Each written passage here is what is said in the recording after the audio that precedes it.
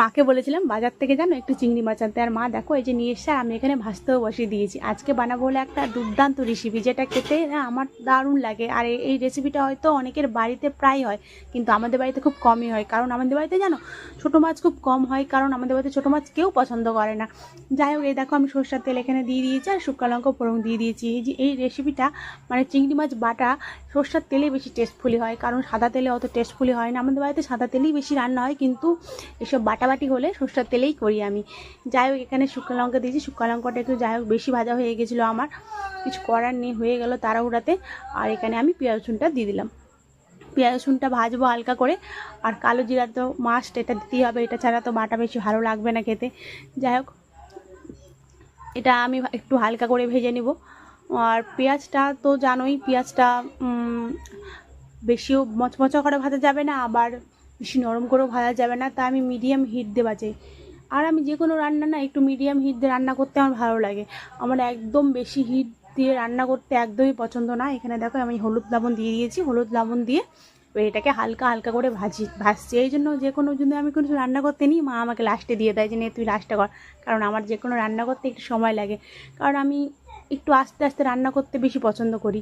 যাই হোক, এখানে চিংড়ি মাছটা এবার আমি এর মধ্যে দিয়ে দেবো, কারণ পেঁয়াজটা হালকা ভাজা হয়েছে। আমি চিংড়ি মাছটাকে আরেকটু ভেজে নেবো হালকা করে, জিনিসটা একটু গরম হবে তো বাটতে সুবিধা হবে, কারণ আমি এটা কিন্তু মিক্সিতে বাটবো না, আমি শিলবাটাতে বাটবো। আর শিলপাটাতে বাটলে না আরও বেশি টেস্টফুলি হয়। আমি মিক্সিতে এইসব বাটা একদম পছন্দ করি না, কারণ আমার মনে হয় হাতে যে কোনো বাটলে জিনিসটা আরও বেশি বুঝি সুস্বাদু হয়।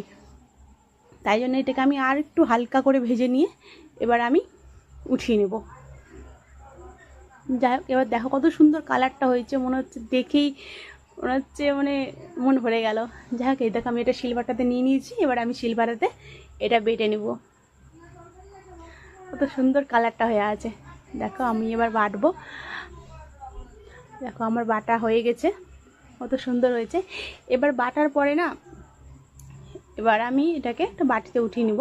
বাটিতে উঠিয়ে নিয়ে আমি এটাকে আরেকটু ভাজবো। অনেকে হয়তো ভাজে না, কিন্তু আমি বাটার পর সেই জিনিসটা ভাজলে আমার মানে মনটা একটু শান্তি হয়, মনে হয় কি বাটলাম, হয়তো জল টল শিলবাটাতে ছিল, ওটা লেগেছে, এটাকে বাটার পরে এটাকে ভাজলে আরও একটু বুঝি টেস্ট হবে, না হয়তো যদি কেমন লাগে আমার মনটা কেমন যেন খুঁতখুত করে। তাই জন্য আমি জিনিসটাকে আরেকবার ভেজে নিই। যে কোনো ছোটো মাছও যদি করি মানে বাটা করি, তাহলেও আমি সেকেন্ড টাইম আরেকবার ভেজে নিই। অনেকে হয়তো ভাজে না, কিন্তু আমি ভাজা পছন্দ করি। যাই হোক, আমার ভাজা প্রায় হয়ে গেছে। দেখো আমি বাটিতে উঠিয়ে নিয়েছি, দেখো কালারটা এত সুন্দর দুর্দান্ত হয়েছে, দেখেই মনে হচ্ছে মন ভরে গেল। যাই হোক, আমি তো একা খাবো না, সবাই মিলে খাবো। এই দেখো আমি এখানে প্রায় নিয়ে নিয়েছি, এখানে আরও মেনু আছে, করলা ভাজা, ডিম।